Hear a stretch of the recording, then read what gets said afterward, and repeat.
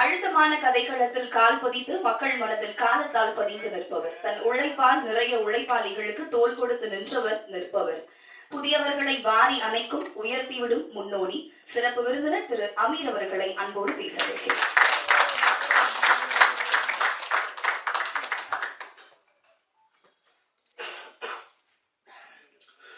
அரங்கத்தில் இருக்கும் அனைவருக்கும் இறைவன் புறத்திலிருந்து சாந்தியும் சமாதானம் உண்டாகட்டும். இந்த கெவி திரைப்படத்தின் அறிமுக விழா கிட்டத்தட்ட ஒரு மணி நேரமாக நடந்துகிட்டு இருக்கு. மேடையில் கிட்டத்தட்ட இசை வெளியீட்டு விழாவில் என்னெல்லாம் பேசணுமோ அதையெல்லாம் இப்பொழுதே இந்த புதியவர்கள் பேசிட்டாங்க. அவங்க தங்களுடைய வழியை சொல்லுவதாக இயக்குனர் இங்கே கண்கலங்கி பேச முடியாமல் திக்கித்து நின்றார். அவங்களுக்கு தெரியாது உங்க எல்லாருக்குமே கண்டென்ட் தான் வேணும்னு. மேடையில் இருக்க எல்லாரும் எனக்கு நன்றி சொன்னாங்க, இயக்குனர் சொல்லவே இல்லை. அது ஏன் சொல்வதுன்னா, நான் அவரை சுட்டி காட்டுறதுக்காக சொல்லலை. அவர் வந்து நின்று என்ன பேசுறதுன்னு தெரியாமல் இருந்தார். ஸோ அதனால் அவர் தன்னுடைய கடந்த காலத்துக்கு, அந்த திரைப்படம் எடுக்கப்பட்ட காலத்துக்கும் அந்த நிகழ்வுகள் நடைபெற்ற இடத்துக்கும் போயிட்டார். அப்புறம் முன்னாடி பேசின நிக்கில் முருகன் வந்து பேசியதை பார்க்கும் பொழுது அவர் குறிப்புகளை எல்லாம் எடுத்து பேசுகிறத பார்த்தா எனக்கு மறைந்த கலைஞர் அவர்கள் தான் ஞாபகத்துக்கு வர்றாங்க. அவர் ஒருத்தர் மட்டும்தான் எந்த விழாவாக இருந்தாலும், எந்த பேச்சாளர்கள் பேசிக்கிட்டு இருந்தாலும் பேசும்பொழுது ஒவ்வொரு பேச்சாளர்கள்கிட்ட வந்து ஒரு குறிப்பு எடுத்துக்கிட்டு எல்லாருக்கும் பதில் சொல்லுவார். கலைஞருக்கு பிறகு இப்பொழுது நிக்கில் தான் நினைக்கிறேன். அவ்வளோ தெளிவாக எப்படி இந்த வேலையை செஞ்சாப்லன்னு தெரியல. நோட்ஸ் எடுத்துக்கிட்டே இருந்திருக்காப்புல போல இருக்கு. ரொம்ப சந்தோஷம். கேவி இது ஒரு நாயகனுடைய பெயர் கிடையாது, ஒரு ஊருடைய பெயர். அந்த ஊர் வந்து பெரியகுளத்துக்கும் தேனிக்கும் நடுவில் இருக்கிற ஒரு ஊர். அவங்க சொன்னது மாதிரி மேலே இந்த பக்கம் போனால் 10 கிலோமீட்டர் போனால் கொடைக்கானலுக்கு போயிடலாம், கீழே வந்தால் பெரியகுளத்துக்கு வந்துடலாம், தேனிக்கு வந்துடலாம். இந்த மாதிரி ஒரு மலை கிராமம் அது. இந்த மலை கிராமத்தை பற்றின அனுபவம் எனக்கு இருக்குது. பெரியகுளத்துக்கு இன்னொரு புறம் அகமலைன்னு ஒரு ஊர். அந்த ஊரில் குண்டஞ்சை எஸ்டேட்னு ஒரு எஸ்டேட். அதுக்கு நான் போயிருக்கேன் என்னுடைய பள்ளிக்கூட காலகட்டத்தில். கிட்டத்தட்ட அது இப்படி போகும், மேலே குதிரையில் தான் போகணும். அதில் ஒரு கிட்டத்தட்ட 2 மணி நேரம். பயமாக இருக்குது, குதிரை எப்போ வேணாலும் விழுந்துருமோன்ற அச்சம் இருக்கும். குதிரையில் தான் அந்த மூடைகளை கட்டிட்டு போவாங்க. கேவியில் கூட இப்படி இருந்தது பாதை. அது இப்படிலாம் இப்படி இருக்கும், பாறையாக இருக்கும், நடப்பாதை கூட இருக்காது. அந்த அனுபவம் எனக்கு இருக்குது. அதோட புகைப்படங்கள்லாம் நான் வச்சுருக்கேன். நான் இப்போ எப்படி இருக்குன்னு தெரில. அது மாதிரியான ஒரு மலை கிராமத்தை பற்றி தான் இவங்க அந்த மலை கிராமத்தில் மருத்துவமனைக்கு வருவதாக இருக்கட்டும் அல்லது பள்ளிக்கூடங்களுக்கு வருவதாக இருக்கட்டும், இந்த மாதிரி சாலை வசதி இல்லை. அப்போது ஒரு பெண் கர்ப்பம் அடைஞ்சிட்டா, கர்ப்பிணியாக இருக்காங்க, அவங்க வந்து மருத்துவமனைக்கு போகணும். அந்த பிரசவ நேரத்துக்கு மருத்துவமனைக்கு போகணும்னா அந்த வழி சொல்லுவாங்க. வீட்டில் அனுபவஸ்தர்களுக்கு தெரியும். அந்த தண்ணீர் குடம் உடைஞ்சிடும் அப்படின்னு சொல்லுவாங்க. அந்த தண்ணீர் குடம் உடைஞ்சு அங்கேருந்து ஒரு 2 மணி நேரத்துக்குள்ளே மருத்துவமனைக்கு போயிடணும். அதுதான் அந்த தாயையும் சேயையும் குழந்தையை காப்பாற்ற முடியும். ஆனால் இந்த கெவி கிராமத்திலிருந்து, வெள்ளக்கெவி கிராமத்திலிருந்து மருத்துவமனைக்கு, அரசு மருத்துவமனைக்கு வருவதாக இருந்தால் 7 மணி நேரம் ஆகும். இது பகல்லையே இந்த கஷ்டம். இரவு நேரத்தில் அப்படி ஒரு வழி வந்துருச்சுன்னா என்ன செய்யறது அப்படின்னா, அது உயிரை பணைய வைக்கிற வேலை தான். அப்படி ஒரு இரவு நேரத்தில் நடந்திருக்கக்கூடிய ஒரு சம்பவத்தை தான் அவங்க படமாக்கியிருக்கிறதா சொல்கிறாங்க. இப்போது அந்த ஊரில், இப்போ இவங்க எந்த ஊர் படமாக்குனாங்களோ அந்த ஊரில் கடந்த வாரம் ஒரு பெண் உடல்நிலை பாதிக்கப்பட்டு டோலியில் கொண்டு போகும்போது தாமதமாகி இறந்துட்டாங்க. இதுதான் இன்றைய நிலைமை. இதில் நம்ம கவனிக்க வேண்டியது என்னென்னா, இந்த மாதிரியான சாலை வசதிகள் இல்லாமல் நிறைய கிராமங்கள் இருக்குது, மலை கிராமங்கள் இருக்குது. இன்னும் ஆற்றை கடந்து கயிற்று பாலத்தை தொங்கிக்கிட்டு பள்ளிக்கூடத்துக்கு போகக்கூடிய மாணவ மாணவிகள் இருக்காங்க. ஆற்றை கடந்து போகக்கூடிய ஒற்றை பள்ளிக்கூடம் இருக்கு. இதெல்லாம் இருந்துகிட்டே தான் இருக்கு. அப்போ சுதந்திரம் பெற்று இவ்வளவு காலம் ஆகியும் நாம் இன்னும் இது போன்ற விஷயங்களில் வந்து நம்ம மேன்மை அடையலை அப்படின்றது ஒரு வருத்தத்துக்குரிய செய்தி தான். அதை யாரும் மறுக்க முடியாது.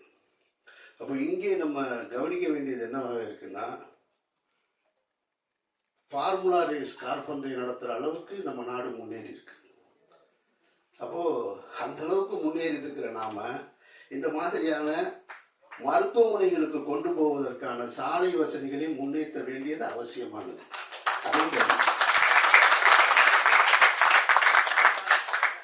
வெறுமனே நம்ம வந்து அதுவும் தேவைதான், ஆனால் இந்த அடிப்படை தேவையும் ரொம்ப முக்கியன்றது தான் நம்ம பார்க்கணும். அப்போ அப்படி ஒரு சூழல்ல தான் இந்த அவங்க ஏன் உங்ககிட்ட இந்த வழியை சொல்றேன்னு எல்லாரும் சொன்னாங்க, ஊடக நண்பர்களை பார்த்து சொல்றாங்கன்னா, இந்த செய்தியை நீங்க கடத்தணும், அரசுக்கு கொண்டு போய் கடத்தணும் அப்படின்றது தான் அவங்களுடைய நோக்கம். அதுக்கு தான் நான் ஒரு ஸ்பீக்கர் ஆகி வந்து நிற்கிறேன். நான் அவர்கள் சொல்ல நினைப்பதை என்னுடைய வாயிலாக நான் உங்ககிட்ட சொல்றேன். நிச்சயமாக இப்போ ஜெய் பீம்னு ஒரு திரைப்படம் வந்தது. அந்த திரைப்படத்தை பார்த்ததற்கு பின்னால் தமிழக அரசு உடனடியாக தலையிட்டு இருளர்களுக்கான அவங்களுடைய வாழ்க்கையை மேம்பட செய்வதற்கான பட்டா வழங்குவது இதெல்லாம் நடந்தது. அது மாதிரியாக கெவி திரைப்படமும் ஒரு சூழலை ஏற்படுத்தும், அவர்கள் வாழ்க்கையில் மாற்றத்தை ஏற்படுத்தும்னா அப்படி ஒரு சூழல் நடக்கணும்னு நானும் வேண்டிக்கிறேன். உங்களுக்கு அந்த அப்போ தமிழக அரசின் கவனத்துக்கு இந்த கெவி திரைப்படத்தையும் கொண்டு போக வேண்டியது அவசியமாக இருக்கின்றதான் மறக்க முடியாத உண்மை. இதுல இன்னொரு சிக்கல் இருக்கு. அதை வந்து படக்குழுவினர் யாரும் தப்பா நினைச்சுக்க கூடாது. அதாவது ஒரு திரைப்படம் என்பது அது ஒரு மெயின் ஸ்ட்ரீம் மீடியா. திரையரங்குக்கு வந்து லைட் அமர்த்திட்டு எதுக்கு இவ்வளவு ஸ்பீக்கர்ஸ் வச்சிருக்காங்க அப்படின்னு சொன்னா அவங்க ஒன்றை உணர்வதற்காகத்தான். முன்ன மாதிரி இல்லை. இப்பெல்லாம் 5.1 7.1 டால்பி ஸ்டீரியோ எல்லாம் வந்ததுக்கு பின்னாடியே அந்த திரைப்படம் இந்த தாக்கத்தை தனக்கு ஏற்படுத்தணும் அப்படின்றது. இப்போ நீங்கள் படப்பிடி புத்தகத்தில் நான் கஷ்டப்பட்டேன், அங்கே ரொம்ப சிரமம் இருந்தது, நாங்கள் வேதனைகளை அனுபவித்தோம், கண்ணீரை அனுபவித்தோம் அப்படின்னு சொல்லுவதால் மட்டும் அது கடந்துடாது ஆடியன்ஸ்க்கு. அந்த திரைப்படம் அதை கடத்துதா, அது அந்த வேலையை செய்தால்ன்றதான் ரொம்ப முக்கியமானது. ஏன்னா அதில் நீங்கள் ரொம்ப கவனமாக இருக்கணும். நீங்கள் ஒரு இண்டிபெண்டன்ட் ஃபிலிம் மேக்கர்ன்றீங்க, அப்புறம் எல்லாருமே வந்து நாங்கள் எல்லாமே புதியவர்களாக இருந்தோம்னு சொல்கிறீங்க. கேட்குறதுக்கு நல்லா இருக்கு, படம் பார்க்கறதுக்கு நல்லா இருக்கணும், அது ரொம்ப முக்கியம். ஏன்னா இந்த நாட்டில் வாச்சாத்தின்னு ஒரு நிகழ்வு உங்களுக்கு எல்லாருக்குமே தெரியும். 18 பெண்கள் பாலியல் வன்முறை செய்யப்பட்ட ஒரு கொடுமை. அதுக்கு 30 ஆண்டு கால போராட்டத்துக்கு பின்னாடி இப்போதான் தீர்ப்பு வந்தது, உங்கள் எல்லாருக்கும் தெரியும், பத்திரிகையாளர்களுக்கு. ஆனால் வாச்சாத்தி வாச்சாத்தி மையப்படுத்தி ஒரு திரைப்படம் வந்தது, பார்க்க முடியாது, ரொம்ப நேரமாக நம்ம போர் அடிக்கும். அந்த வழி நமக்கு வந்து உணரவே முடியாது. அப்போ மேக்கிங்கில் வந்து ஃபிலிம் மேக்கிங்கில் வந்து கொஞ்சம் அமெச்சூராக இருக்கும். அப்போ அது போன்று இருந்து விடக்கூடாதுன்றதுல ரொம்ப கவனமாக இருக்கணும் நீங்கள். இதை ஏன் நான் உங்ககிட்ட இந்த இடத்துல சொல்கிறேன்னா, திரையரங்குக்கு வந்ததுக்கப்புறம் நீங்கள் அதை பற்றி பேசி பிரயோஜனமே கிடையாது. உங்களுடைய திரைப்படத்தினுடைய ஒரு காட்சியை, ஒரு முன்னோட்டத்தை எனக்கு அனுப்பிச்சிருந்தீங்க. அதில் பார்த்தா 2 தேவையில்லாத 2 ஷார்ட்ஸ் இருக்குது என்னுடைய பார்வையில். அது ஒரு ஹீரோவை முன்னிலைப்படுத்துவது போல. அது இந்த இடத்துக்கு கொண்டு வந்து சேர்க்காது. இவங்க அந்த மாதிரி நிறைய பார்த்துட்டாங்க. இவங்களுக்கு எல்லாம் தெரியும் யார் யாருக்கு என்ன ஷார்ட் வைப்பாங்கன்னு முன்னாடியே சொல்லிடுவாங்க, படம் பார்க்குறதுக்கு முன்னாடியே. அதனால் அதையெல்லாம் தவிர்த்துட்டு நீங்கள் படம் முடிகிறதுக்குள்ள, படம் காப்பி ரெடியாக ரிலீஸ் பண்ணுறதுக்குள்ளே ஒரு தடவை இப்போ என்னை இந்த விழாவுக்கு அழைத்தது போல் உங்கள் பிஆர்ஓ மூலமாக இன்னும் சில நல்ல இயக்குநர்கள் இருக்காங்க, அவர்களை அழைச்சி படத்தை போட்டு காமிச்சு, சார் இதில் எந்தெந்த இடம் வீக்காக இருக்குது, இல்லை எதை எப்படியாவது என்ஹான்ஸ் பண்ண முடியுமா, தேவையில்லாத காட்சிகள் எது ரிப்பீட் மோட்டில் இருக்குது, இதெல்லாம் பார்த்து கொண்டு போய் சேர்க்க வேண்டியது உங்கள் பொறுப்பு. அப்படி சேர்த்தீங்கன்னா தான் நீங்கள் பட்ட கஷ்டம் போய் சேரும். அதை நீங்கள் புரிஞ்சுக்கங்க, அதை தவறாக எடுத்துக்க வேணான்றது தான் என்னுடைய கருத்து. ஏன் அப்படி சொல்கிறேன்னா, சினிமா மெயின் ஸ்ட்ரீம் மீடியா தான் ரொம்ப முக்கியமானது. நீங்கள் எந்த வழியை சொல்வதாக இருந்தாலும், சமீபத்திய உதாரணங்களை நீங்கள் இப்போ சொல்லிக்கிட்டு இருந்தீங்க, வாழை சொன்னீங்க. வாழை மெயின் ஸ்ட்ரீம் சினிமாவுக்கு பக்கத்தில் இருக்குது, அதுதான் அதனுடைய வெற்றி. அதில் நீங்கள் புரிஞ்சுக்கணும். ஆனால் பக்கத்தில் இருக்கக்கூடிய கொட்டுக்காளின்ற திரைப்படம் அது ஃபெஸ்டிவல் சினிமா. அதை நல்லா புரிஞ்சுக்கணும். அது மெயின் ஸ்ட்ரீம் சினிமா கிடையாது. அதுக்காக அது நல்ல படம் இல்லைன்னு அர்த்தம் இல்லை. அது ஃபெஸ்டிவல் மோடுக்காக தயாரிக்கப்பட்ட ஒரு படம்.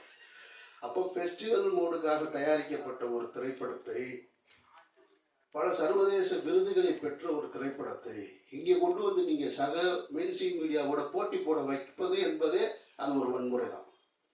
அது எனக்கு ஏற்புடையதல்ல. அப்படி ஒரு படத்தை கொண்டு வந்து போட்டி போட வைக்கவே கூடாது. அது தேவையற்ற வேலை. சர்வதேச விருது வாங்கின ஒரு திரைப்படம், பாராட்டுகளை பெற்ற ஒரு இயக்குனரை இங்கே ஒரு 150 ரூபா கொடுத்துட்டு வெளியில் வரும்போது ஒருத்தர், இப்போ தான் யூடியூப் நிறையா வந்துருச்சு இல்லையா, யூடியூப் வந்துட்ட காரணத்தினால என்ன பண்ணுறாங்கன்னா, நாங்கள் படமாக எடுத்து வச்சுருக்காங்க, நம்ம அதை பார்க்குறோம். 2 நாளாக நான் பார்த்துட்ருக்கேன். அந்த டைரக்டரை பார்த்தா நான் வெட்டுவேன், அடிப்பேன் அப்படின்லாம் சொல்கிறேன். அவருக்கு யார் அந்த உரிமை கொடுத்தது? வெட்டுவேன் அடிப்பேன்னு சொல்கிறதுக்கான உரிமை யார் கொடுத்தா? படம் நல்லா இல்லைன்னு சொல்கிற, அது ஓகே, ஏன் நீ காசு கொடுத்து பார்த்ததுனால தான் அது கூட உனக்கு அந்த உரிமை, இல்லைன்னா அது கூட கிடையாது. அப்போது தேவையற்ற முறையில் என்னை பொறுத்த மட்டும் நான் வந்து கொட்டுக்காளி திரைப்படத்தை நான் எடுத்திருந்தேன், தயாரிச்சிருந்தேன் அப்படின்னா நான் தியேட்டருக்கே கொண்டு வந்திருக்க மாட்டேன். அதை வணிக நோக்கத்தில் கொண்டு வந்து திணிக்க வேண்டிய அவசியம் இல்லைன்னு நான் நினைக்கிறேன். அது அவசியமற்றது. அது சர்வதேச திரைப்பட விருதுகளை பெற்றிருக்கு. அந்த கண்ணியத்தை அப்படியே கொடுத்துருக்கணும். அதனுடைய தயாரிப்பாளர் ஒரு பிரபல நடிகராக இருக்கிறாரு. அவர் நிச்சயமாக அவருடைய இன்ஃப்ளூயன்ஸை வச்சு அவர் ஓடிடி தளத்துக்கு வித்திருந்திருக்காங்க. அதோட போட்ட முதலீடை எடுத்துட்டு பிரச்சனையை முடிச்சிருந்தா தேவைப்படுறவங்க அந்த படத்தை போய் ஓடிடியில் பார்த்துருப்பாங்க. இப்போ நீங்கள் கொண்டு போய் 1000 ரூபா பணத்தை கொடுத்துட்டு குடும்பத்தோட போய் எனக்கு பாட்டு இல்லை, ஓப்பனிங் சீன் இல்லை, மியூசிக் இல்லை, இன்ட்ரோ பிளாக் சரியா இல்லை, எண்டு ப்ராப்பராக இல்லைன்னு சொல்ல வேண்டிய அவசியம் எங்கே ஏற்படுது? நான் பாக்கெட்லேருந்து காசு எடுத்து கொடுக்கும்போது வருது. அப்போ அது தேவையற்றது. அப்போ மெயின் ஸ்ட்ரீம் சினிமாவுக்கு என்ன சொல்லணும், ஃபெஸ்டிவலுக்கு என்ன சொல்லணுன்றது நம்ம தெரிஞ்சு வச்சுக்கணும். அதை விட்டுவிட்டு நான் ஃபெஸ்டிவலுக்கு எடுத்த 3 படத்தை எடுத்துட்டு நாளைக்கு கெவியாக கூட இருக்கலாம், இதே படத்தை கொண்டு வந்து நீங்கள் மெயின் ஸ்ட்ரீமில் கொண்டு வந்து வச்சுட்டு என்ன ஆடியன்ஸ் பார்க்க மாட்டேன்றாங்க அப்படின்னு சொல்லக்கூடாது. அது வந்து ஏற்புடையது கிடையாது. அந்த வகையில் ஏன்னா அதுதான் சமீபத்திய உதாரணமாக தான் நான் அதை வச்சு தான் இந்த கெவியை சொல்கிறேன். அந்த மாதிரி உங்களுடைய திரைப்படத்தையும் அதுபோல் மக்களுக்கு கொண்டு போய் சேர்க்கக்கூடிய திரைப்படமாக ஆக்கித்தர வேண்டிய பொறுப்பு உங்களுக்கு இருக்குது. அப்புறம் இங்கே நிறைய இருக்குது. இந்த மாதிரி சாலை வசதி இல்லாமல் இந்தியா வந்து ஏசியன் கேம்ஸ் நடத்துறது, அப்புறமா இன்னும் அடுத்து ஒலிம்பிக் கூட கேட்டிருக்காங்களாம். இவங்க ஒலிம்பிக்கு கேட்டிருக்கதா சொல்கிறாங்க. ஆனால் வெளிநாட்டு அதிபர்கள் வரும்பொழுது குடிசையை பூரா பச்சை போட்டு மறைப்பாங்க, நெட்டு போட்டு மறைச்சிக்கிட்டு இருப்பாங்க. ஆனால் இவங்க ஒலிம்பிக் கேட்டு ஆசியன் கேம்ஸ் நடத்துறதுக்கு கிராமங்களை உருவாக்கணும். அப்போ அதுக்கு ஒரு கிராமங்களே உருவாக்குறாங்க. ஒரு விளையாட்டுக்கு ஒரு கிராமங்களை உருவாக்குகிற ஒரு நாடு உண்மையான கிராமத்திற்கு சாலை வசதி ஏற்படுத்தி தர வேண்டும் என்பது மிக மிக அவசியமானது. அதை நம்ம கேட்க வேண்டிய பொறுப்பு நமக்கு இருக்கு. அதை இந்த திரைப்படத்தின் மூலமாக நீங்கள் கேட்டதா நான் வந்து உணர்றேன். நான் அப்புறம் இந்த படத்தின் தயாரிப்பாளர் இங்கே ஒன்று சொல்லும்போது சொன்னார், என்னை எதுக்கு நடிகை கூப்பிட்டாங்கன்னு தெரிலன்னு. ஒரு இயக்குனர் ரொம்ப புத்திசாலித்தனமான வேலையை தான் செஞ்சுருக்காரு. நான் நம்புகிறேன். நான் எனக்கு தெரியும் இந்த மாதிரியான திரைப்படங்களை எடுக்கும்போது ஒரு ஆர்வத்தில் எடுத்துருவாங்க. அப்புறம் ரிலீஸ் டைமில் வரும்பொழுது போப்பா ஒன்றும் பிஸ்னஸ் இல்லை, அது இல்லை. அப்புறம் நீங்கள் சொன்னீங்க வியாபாரத்துக்கு உண்டான முகங்கள்னு. அப்படிலாம் முகம்லாம் இல்லைங்க. எந்த முகம் நடித்தாலும் வியாபாரம் இல்லை. அது வேற பிரச்சனை. அவர் தெளிவாக தேர்ந்தெடுத்திருக்காரு. சரி, குறைந்தபட்சம் ஒரு கதாபாத்திரமாக போட்டோம்னா தேட்டர் வரைக்கும் நம்ம கூட நிற்பார். அது ஒரு சாதுரியம் தான். அது தப்புன்னு சொல்ல முடியாது. அது ஒரு புத்தி சாதுரியம் தான். அதை சரியாக செய்யும் பொழுது அவரும் பயனடைகிறாரு, நீங்களும் பயனடைகிறீங்க. அதனால் எல்லாமே சரியான நிகழ்வாகத்தான் நடந்திருக்கிறதா நம்ம பார்க்குறோம். மற்றபடி உங்களுடைய உழைப்பு, நீங்கள் கண்ணீர் சிந்த வேண்டிய அவசியம் இல்லைன்னு நான் நினைக்கிறேன். நான் ரொம்ப மெனக்கெட்டிருக்கீங்க. ஒரு டீம் கஷ்டப்பட்டு வேலை செஞ்சுருக்கீங்க. உங்களுடைய கஷ்டம் எல்லாமே மைக்கில் பேசுகிறதுனால எதுவும் சரியாயிடாது. நீங்கள் பட்ட கஷ்டம் வந்து இன்னொருத்தவங்களுடைய கஷ்டத்தை பொது சமூகத்துக்கு சொல்வதற்காக பட்ட கஷ்டம். ஸோ அந்த கஷ்டம் திரையரங்கில் சரியாக நான் பார்த்த ஃபஸ்ட்டு இப்போ 2 ஷார்ட்டு போட்டிங்க பாருங்கள். அந்த ஷார்ட்டு பேசுது அந்த ஊர் என்னன்னு அப்படின்றது. எனக்கு இப்போ பார்த்த உடனே என்ன தோணுது, இந்த கதையை எடுத்துகிட்டு நம்மகிட்ட வராமல் போயிட்டாங்க, இவங்க எடுத்துகிட்டு வந்தால் எடுத்து கொடுத்துருப்போமே அப்படின்னு தான் தோணுது. நான் வந்து நகரத்தில் வளர்ந்தவன். நான் மதுரைன்ற நகரத்தில் வளர்ந்தவன். எனக்கு கிராமங்கள் தெரியும். ஆனால் கிராமத்தில் இருக்கக்கூடிய வழி என்னன்றது அவங்களுக்கு அதெல்லாம் அவ்வளோலாம் நான் வளரலை. நான் ரொம்ப சின்ன வயசு ரொம்ப ஜாலியாக சுற்றிக்கிட்டு இருந்த பையன். நான் காலேஜ் வர வரைக்கும் ரொம்ப ஜாலியாக இருந்தேன் நான். அதனால் நான் பார்த்த விஷயங்களே அங்கங்கே அந்த கிராமம் அது இதுன்னு எனக்கு இருக்கிற சினிமா அனுபவத்தை வைத்து, நான் பார்த்த சினிமா அனுபவத்தை வச்சு எனக்குன்னு ஒரு கதையை உருவாக்கி நான் திரைப்படம் எடுத்துட்டு இருக்கேன். இது நான் பார்க்கல. இந்த ஃபர்ஸ்ட் ஷாட் பார்த்த உடனே ஆக நம்ம பண்ணியிருக்கலாம் இந்த படம் அப்படின்னு தோணுச்சு. அப்போ நம்ம கடைசியாக வந்து சேர்க்கிறதை விட முதல்லயே நீங்கள் யாரையா சந்திச்சிருந்தா இன்னும் சரியாக கூட வந்திருக்கும்னுன்றது. எதுவாக இருந்தாலும் நீங்கள் சரியாக பண்ணியிருக்கீங்கன்னு எனக்கு நம்பிக்கை இருக்குது. அந்த ஷாட்டு பார்க்கும்போது முழு படமும் அந்த உணர்வை எனக்கு கொடுத்துருச்சுன்னா நீங்கள் வெற்றி அடைஞ்சிட்டீங்கன்னு அர்த்தம். உங்களுடைய வெற்றி என்பது அரசின் காதுகளுக்கு போய் கேட்கும். எப்படி ஜெய்பீம் திரைப்படத்தை வந்து இந்த மாநிலத்தின் முதல்வர் பார்த்தாங்களோ அதுபோல் உங்களது இந்த திரைப்படத்தையும் படம் நல்லா இருந்துச்சுன்னா பத்திரிகையாளர்கிட்ட உங்கள்கிட்ட அன்பாக கேட்டுக்கிறேன், இந்த படம் என்னைக்கு ரிலீஸ் ஆகுதோ காப்பி ரெடி ஆகுதோ அதை பார்த்துட்டு உங்களுடைய விமர்சனங்களில் இந்த திரைப்படத்தை தமிழகத்தின் முதல்வர் பார்க்க வேண்டும்னு கடைசி வரியாக ஓடிட்டு எழுதுங்க. இது வரைக்கும் நீங்கள் செஞ்சிருக்க மாட்டீங்க, முதல் முறையாக செஞ்சு பாருங்க. அதற்கு தகுதியாக இந்த படம் இருக்குமானால் சொல்லுங்க. ஒருவேளை ஒன்று ரெண்டு சின்ன சின்ன குறைகள் இருந்தால் கூட மன்னிச்சு விட்டுருங்க, புது டீம் தானே. அதனால் மன்னிச்சு விட்டுட்டு இந்த செய்தியை கொண்டு போய் அரசின் கவனத்துக்கு சேருங்க. ஒருவேளை தமிழக முதல்வரோ அன்றைக்கு இன்றைக்கு இருக்கக்கூடிய அமைச்சர்களோ அந்த படத்தை பார்த்துட்டு அந்த சாலை வசதியை ஏற்படுத்தி கொடுத்தாங்கன்னா அந்த மாற்றம் உங்களால் நிகழ்ந்தது வல்ல இறைவனால் நிகழ்ந்ததுன்னு நானும் நம்பிக்கையோடு காத்திருக்கிறேன். இந்த விழாவுக்கு அழைத்ததற்கு நீங்கள் எல்லாரும் வந்து நின்று இந்த படத்தை பற்றி மக்களிடத்தில் கொண்டு போய் சேர்க்கிறதுக்கு என்னுடைய நெஞ்சார்ந்த நன்றி. மக்கள் தொடர்பு பணியில் முன்னோடி பயோனியர் PRO எங்கள் எல்லோருக்கும் ஒரு பிரபலத்தை எப்படி கையாள வேண்டும், ஒரு படத்தை எப்படி மக்களிடம் கொண்டு சேர்க்க வேண்டும், தன்னை எப்படி முன்னிலைப்படுத்திக் கொள்ள வேண்டும் என்பதை முதலில் தெள்ளத் தெளிவாக எங்களுக்கு கற்றுத்தந்தவர். அனைவருக்கும் வணக்கம். அமீர் மாதிரி பெரிய ஜாம்பவான்களுக்கும் இடையில் என்னையும் பேச வைத்த என் அம்மா, அப்பா, மனைவி மற்றும் கடவுளுக்கு நன்றி. புது டீம் புது விஷயங்கள் அப்படின்னு சொல்லி ஜான் வந்து சப்போர்ட் பண்ணுனாரு. எங்க யூனியனோட செயலாளர் பல மாநாடு உள்ளிட்ட பல வெற்றி படங்களுக்கு பணியாற்றி கொண்டிருப்பவர். அவர் சொல்லும் போது அமீர் சார் வந்தா நல்லா இருக்கும் போது, ஆமா நிச்சயமாக புது டீமுக்கு புது விஷயங்களுக்கு குரல் கொடுப்பவர் அமீர், அதனால அமீரை கூப்பிடுவோம் அப்படின்னாங்க. அது மாதிரி இந்த படக்குழுவினர் ஜான், நான் உள்ளிட்ட யாரும் அவரை போனிலோ நேரிலோ அழைக்கவில்லை. வாட்ஸ்அப்ல ஒரு வாய்ஸ் நோட் போட்டோ வரேன்னு உடனே மெசேஜ்ல அனுப்பிச்சார். சோ வாட்ஸ்அப்பில் குரல் கொடுத்தாரு. நல்ல படங்களுக்கு குரல் கொடுப்பவர் அமீர் என்பது இங்க ஊர்ஜிதமாக இருக்கிறது. டிஓபி ஒரு விஷயம் சொன்னாரு, எங்க யாருக்குமே எக்ஸ்போஷர் இல்ல, அதனால வந்து நாங்க கஷ்டப்பட்டு தான் வந்தோம் அப்படின்னாங்க. உங்களுக்கு எக்ஸ்போஷர் இல்லாம இருக்கலாம், ஆனா நீங்க படத்தை விஷுவல் பார்க்கும்போது உங்களோட வச்ச ஷார்ட்டோட ஃப்ரேம் நல்ல எக்ஸ்போஷர் நல்லா இருந்ததுனாலதான் அது ரொம்ப பிரமிப்பாக இருந்தது. இப்போ இசையமைப்பாளர் சொன்னாரு, ஈசன் சொன்னாலும் ரேஷன் கிடைக்கல அப்படின்னாரு. நீங்க சொன்ன நேரம் இன்னைக்கு கிருஷ்ண ஜெயந்தி, ஒருவேளை கிருஷ்ணர் ரேஷன் கிடைக்க வைப்பாருன்றது நம்ம பார்ப்போம். அப்புறம் கணேஷ் சார் சொன்னாரு, இங்க நான் ஃபர்ஸ்ட் கதை கேட்டேன், இங்க யாருக்குமே எக்ஸ்பீரியன்ஸ் இல்ல, எப்படி எடுக்கிறதுன்னு சொன்னாரு. இதுல ஒரு விஷயம் வந்து எனக்கும் அது நடந்தது. நான் வந்து சீரியல்ஸ் மட்டும் PRO பண்ணிட்டு இருக்கும் போது ஒரு பட வாய்ப்புக்காக போயிட்டு போது ஒரு பெரிய ப்ரொடியூசரை சந்திச்சு வாய்ப்பு கேட்டும் போது ஒரு 20 நிமிஷம் பேசினாரு. பேசும்போது ஃபர்ஸ்ட் 1 மினிட்லயே அவர் எனக்கு வாய்ப்பு கொடுக்க மாட்டாருன்னு தெரிஞ்சிருச்சு. அவர் திரும்ப உங்களுக்கு எக்ஸ்பீரியன்ஸ் இல்ல, நீங்க என்ன பண்ணுவீங்க, உங்களால பெரிய ப்ராஜெக்ட் ஹேண்டில் பண்ண முடியாது, உங்களுக்கு எக்ஸ்பீரியன்ஸ் இல்லைன்னு சொன்னாரு.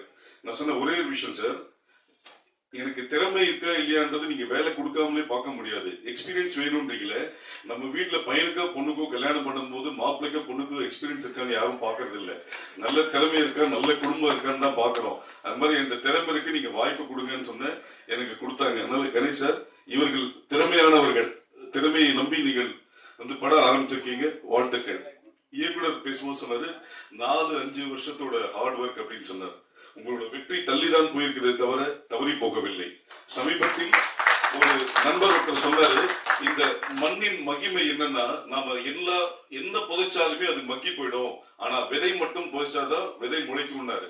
அது மாதிரி இந்த கெவி மண்ணின் மக்களின் வலியை நீங்கள் விதைத்தீர்கள், நிச்சயமாக அது மலரும் என்பதை நான் நிச்சயமாக நான் சொல்கிறேன், இந்த வழி நிச்சயமாக முளைக்கும். படம் வெளியீட்டிற்கு பிறகு பேசாத வாய்கள் பேசும், எழுதாத பேனாக்கள் எழுத வைக்கும். வாய்ப்பு கொடுத்த அனைவருக்கும் நன்றி, வணக்கம். என்னோட டீமுக்கு வந்து ஃபர்ஸ்ட் நான் தேங்க்ஸ் பண்ண நினைக்கிறேன்.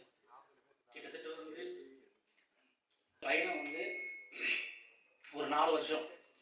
இந்த 4 வருஷத்துல வந்து 4 பேரோட ஆரம்பிச்ச இந்த பயணம் இன்னைக்கு 40 பேரோட. யாருமே எந்த ப்ராஜெக்ட்டுமே இது வரைக்கும் ஒர்க் பண்ண போல. We are independent directors. Independent directors and independent team. யாருமே யார்ட்டையும் ஒர்க் பண்ண முடியல. சரி, நாங்கள் சேர்ந்து ஒரு படம் பண்ணலாம்,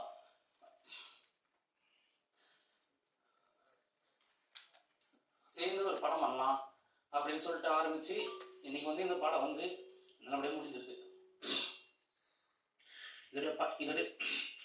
இதோட பயணத்தை வந்து சிம்பிளா வந்து சொல்லிட முடியாது. காரணம் என்னன்னா, கெவி வந்து எங்களுக்கு கிடைச்ச ஒரு வரம். அந்த படம் அதோடைய தன்மையிலிருந்து அந்த மக்கள் ஃபேஸ் பண்ற ஒவ்வொரு பிரச்சனையும் உண்மைத்தன்மையாகவும் அழுத்தமாகவும் மக்களுக்கான படமா இதை முடிஞ்ச அளவுக்கு உருவாக்கி இருக்கும். ஒவ்வொரு டைமும் அந்த மக்கள் வந்து ஃபேஸ் பண்ற பிரச்சனையை வந்து ஒரு 110 days அங்கே தங்கி நாங்கள் ஷூட் பண்ணியிருக்கோம். இந்த 110 days-ம் அந்த மக்கள் சுமக்கிற சுமையை அந்த குதிரை சுமந்துட்டு போது. அந்த குதிரை சுமக்கிற சுமையும் அந்த மக்கள் சுமக்கிற சுமையும் சொல்லி மாறாது. சின்ன அரிசி பருப்பு வாங்கினா கூட அந்த மக்கள் வந்து இந்த பாதியில நடந்து போய் டவுனுக்கு போய் தான் அந்த அரிசி பருப்பு வாங்கிட்டு வரணும். சொல்ல போனா அந்த மலை கிராமத்துல ரோடு வசதி இல்லாம 5 ஊர் இருக்கு. 5 ஊருக்குமே டிஸ்டன்ஸ் வந்து 10 கிலோமீட்டர். ஒரே ஒரு ஒத்தடி பாதை மட்டும்தான். அங்க வந்து டாய்லெட் கிடையாது, மெடிக்கல் ஸ்பெசிலிட்டி கிடையாது. ஈவன் இவங்க ரேஷன் வாங்கினா கூட ஒரு திருவிழா மாதிரி ரேஷன் வாங்கினா அந்த பாதையில ஒட்டுமொத்த ஊரும் ஒரு 40 பேர் 50 பேர் அந்த சாக்கு பையை தூக்கிட்டு ஒரு அடிமைகள் போவாங்க பாத்தீங்களா. ஒரு அடிமைகள், ஒரு ஸ்லேவ் எப்படி வந்து இருப்பாங்களோ அந்த மாதிரி ஃபீல்ட்ல வந்து அவங்கள பார்க்கும்போது எனக்கு அவ்வளவு கஷ்டமா இருக்கும். அந்த 40 பேரும் அந்த ரேஷனை வாங்குறதுக்கு நடந்து போய் கொடைக்கானல் டவுன்ல வாங்கிட்டு வந்துட்டு இருக்காங்க. ரேஷன்கள் கூட அங்க கிடையாது. இந்த மாதிரி சினாரியோல வந்து அந்த மக்கள் நாங்க இருக்கும்போது வந்து மிட் நைட் ஷூட்டிங் போயிட்டு இருக்கு. ஒரு அம்மாவுக்கு வந்து உடம்பு முடியல. ஒட்டுமொத்த ஊரும் பெரிய போராட்டம். ஈவினிங் வந்து ஒரு 6 மணி. ஆக்சுவலி என்னன்னா அங்க வந்து நீங்க ஃபாரஸ்ட்ல போனீங்கன்னா நம்ம இங்க இருக்கிற ஸ்ட்ரீட் லைட்ஸ் அதெல்லாம் எதுவுமே இருக்காது. ஒரு ஒத்தடி பாதை, அனிமல்ஸ் அந்த மாதிரி தான் போயிட்டு இருக்கோம். அந்த ஒத்தடி பாதையில மிட் நைட்ல ஏத்தம் ஸ்லோப்ல வந்து நம்மளால மூச்சு பிடிச்ச மாதிரி ஒரு 5 நிமிஷம் கூட நடக்க முடியாது. ஆனா வேற வழியே இல்லை. மழை வந்தாலும் சரி, புயல் அடிச்சாலும் சரி, அந்த மக்கள் அந்த பாதையை யூஸ் பண்ணி ஆகணுன்ற கட்டாயம் வந்து வேற வழியே இல்லாம. சாவுன்றது வந்து நம்ம பிறக்கிறோம் இறக்குறோம் எல்லாமே வந்து இயற்கையா நடந்தா சந்தோஷம். ஆனா அதை மீறி அவங்க மேல நடக்கிறது வந்து பயங்கரமான வன்முறை. இந்த வன்முறை வந்து யாரை தப்ப சொல்றதுன்னு சொல்லல. பட் இந்த நிலைமை மாறுன்ற ஒரே ஒரு மோட்டிவ் தான் இந்த படம். எப்படியாவது யாராவது இந்த நிலைமையை மாத்திட மாட்டாங்களா, இவங்க அவங்க சொல்ல விரும்பல. எப்படியாவது இந்த நிலைமை மாறணும், யாராவது பார்வைக்கு இந்த ஊர் போகணும். இந்த மக்கள் வந்து டெய்லியும் நடந்து போய் கொடைக்கானல் டவுன் இருக்கிற எல்லாரையும் பார்த்துட்டு தான் வந்துட்டு இருக்காங்க. பஸ் போகுது, காரு போகுது, ஆட்டோ போகுது, 2 வீலர் போகுது, எல்லாமே போகுது. அவங்க கொடைக்கானல போயிட்டு அரிசி பருப்பு வாங்கிட்டு எல்லாத்தையும் பார்த்துட்டு திருப்பி அவங்க ஊருக்கு நடந்து தான் வந்தாங்க. அப்ப அவங்க மன வலிமை இத்தனை ஆண்டு காலமா ஓல்டு கொடை கிட்டத்தட்ட 800 வருஷமா அந்த ஊர் இருக்கு. கொடைக்கானலுக்கு ரோடு வந்துச்சு, அந்த ஊருக்கு ரோடு வரல. ஆனா கொடைக்கானல் ஹிஸ்டரி எடுத்து பாத்தீங்கன்னா அந்த ஊர் தான் கொடைக்கானலுடைய ஆர்ஜினே. அதுதான் அந்த ஊர் தான் கொடைக்கானலுடைய ஆர்ஜின். ஆனா கொடைக்கானல் டூரிசம்ன்றதுனால கொடைக்கானலுக்கு ரோடு வந்துருச்சு, அந்த இடத்துக்கு வந்து ரோடு வரல. அவங்க அந்த மக்கள்கிட்ட நாங்கள் டிஸ்கஸ் பண்ணும்போது அவங்களுடைய ஒரு கேள்வி என்னவா இருக்கு அப்படின்னா, இன்னைக்கும் வந்து அவங்க வந்து வயசானவங்க எல்லாமே வந்து அழுகுறாங்க. எப்படியாவது வந்து எங்க நிலைமை மாறிடாதா, என்னுடைய பேரை என் பேத்தி. இப்ப நீங்க டோலி பார்த்துருப்பீங்க, அதுல சொல்ற ஒரே ஒரு விஷயம் தான். அவங்க தாத்தா சுமந்து, அவங்க அப்பா சுமந்து, இன்னைக்கு இவங்க சுமந்து, நாளைக்கு வேற யாரோ சுமந்து தோள்பட்டெல்லாம் உங்களுக்கு காப்பு. அவங்க எல்லாருடைய தோள்பட்டையும் பாத்தீங்கன்னா அந்த மூங்கில் கம்பு இருக்கு பாத்தீங்களா, நீங்க டோலி பார்த்துருப்பீங்க. அந்த மூங்கில் கம்பு வந்து இந்த இடத்துல பாத்தீங்கன்னா வயசானவங்க எல்லாருமே காப்பு காய்ச்சி போயிருக்கும். அவ்வளவு கொடுமையா தான் இன்னைக்கு வந்து அவங்க இருக்கிறாங்க. அந்த அந்த அந்த அந்த தோள்பட்டையை பார்க்கும்போது அழுவாங்க. ஆக்சுவலி என்னைக்கு இது மாறும், திடீர்னு வந்து ஒரு தோட்டத்தில் இருப்பாங்க, இல்லை இது மாதிரி ஆச்சுரா சீக்கிரம் வாங்கினா, ஊர்ல இருக்கிற எல்லாமே தனி தோட்டம், அங்க போன் கூட கிடைக்காது. நீங்க ரீச் பண்ணா கூட, இப்ப சொந்தக்காரர் ஒருத்தர் தோட்டம் எப்ப இருக்குன்னா இதுதான் ஊரு, தோட்டத்துக்கே அந்த மலைக்குள்ள இருந்து 2 கிலோமீட்டர் 3 கிலோமீட்டர் தள்ளி போனாங்க.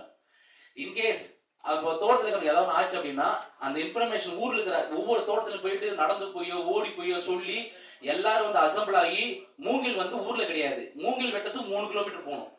அந்த அவங்களை சுமந்துருப்புற அந்த மூங்கில வெட்டத்துக்கே காட்டுக்குள்ள வந்து 3 கிலோமீட்டர் போயிட்டு அந்த மூங்கில வெட்டிட்டு ரெடிமேடா வச்சுக்க முடியாதுங்க. மூங்கில் காஞ்சு போயிடும், நிறைய விஷயங்கள் இருக்கு. எப்பயுமே மூங்கிலுடைய ப்ராசஸ் என்ன அப்படின்னா, ஒரு மூங்கில கட்டுறாங்க அப்படின்னா பச்சை மூங்கில் 9 கண்ணு வச்சு வெட்டுவாங்க. ஏன் அந்த 9 கண்ணு அப்படின்னா, நம்மளுடைய 5 feet 6 feet நம்முடைய ஹியூமனுடைய பாடி 5 feet 6 feet அந்த மாதிரி இருந்துச்சு அப்படின்னா, அந்த லென்த்துக்கு அவங்கள கட்டிட்டு லாஸ்ட் 2 கண்ணும் கடைசி 2 கண்ணும் வந்து ஆளுங்க சுமந்துப்பாங்க. ஒட்டுமொத்த ஊர் அவங்கள தூக்கிட்டு போகும், ஊர் கூடி தேர்வு இருப்பாங்க சொல்லுவாங்க பாத்தீங்களா. ஆனா இந்த குடும்பம் வந்து இந்த மாதிரி ஒரு சினாரியில வந்து வரக்கூடாது. அவ்வளவு கஷ்டமா இவ்வளவுக்கு மனசு நொந்து போயிட்டு எல்லாம் ஊர் விட்டு போறதுக்கு வந்து நிறைய பேர் அவங்க சொல்லிருக்காங்க, நீங்க வந்து இங்க ஏன் இருக்கீங்க, கிளம்பி மேல வர வேண்டியதானே. அந்த ஒரே ஒரு கேள்வி என்னதான் எனக்கு ஒரே ஒரு இது என்னன்னா, எதுக்கு அவங்க வரணும்? இப்போ அவங்க ஊருக்கு வந்து ஒரு கேஸ் சிலிண்டர் போகுது. என் கேள்வி தான், அவங்க ஊருக்கு வந்து ஒரு கேஸ் சிலிண்டர் போகுது. ஒரு கேஸ் பில்லை வச்சு என்னால வந்து ஒரு அட்ரஸ் ப்ரூஃப் வாங்க முடியும், என்னால வந்து பேங்க்ல வந்து ஈஸியா என்னால பேங்க் அக்கௌண்ட் ஓபன் பண்ண முடியும். அவங்களுக்கு தேவையான எல்லாமே வந்து அவங்கள தேடி போகுதுன்னு சொல்ல வரல. ஒரு கேஸ் போகுது அவங்க ஊருக்கு. அந்த இன்னொரு விஷயம் என்னன்னா, அந்த கேஸ் ஒரு வீட்டுக்கு எடுக்கணும்னா அந்த இப்ப இந்தியன் கேஸோ இருக்கிற மற்ற கேஸ் கம்பெனி எதுவா இருந்தாலுமே ஃபர்ஸ்ட் போய் வெரிஃபை பண்ணுவாங்க. எப்பயுமே நீங்க கேஸ் எடுத்தீங்கன்னா உங்க வீட்டுல வெரிஃபை பண்ணுவாங்க.